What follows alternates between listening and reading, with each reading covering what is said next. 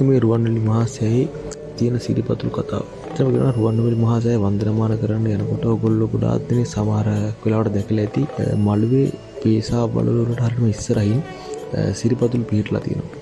පිහිටලා කියන හදලා තියෙනවා. මේ වගේ සිරිපතුල් 16ක් සෑයේ වටේටම තියෙනවා.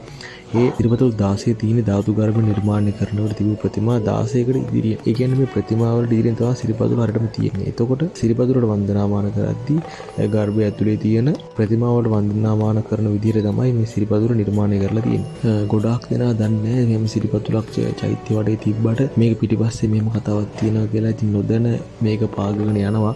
ඇති කට්ටිය නොදැන කට්ටිය ඉතින් සමහර කට්ටියක් නරලා ගහලා වඳින දේ නැත්තර පාගගෙන යන්න එපා. දැනගන්නත් එක මේක ෂෙයා කරන්න කට්ටියට ඔයගොල්ලොත් යනවා නම් අනිවාර්යෙන් සිසිල් පැංගුලින් දෝවණය කරලා මලක් තියලා වන්දනාමාන කරලා එන්න.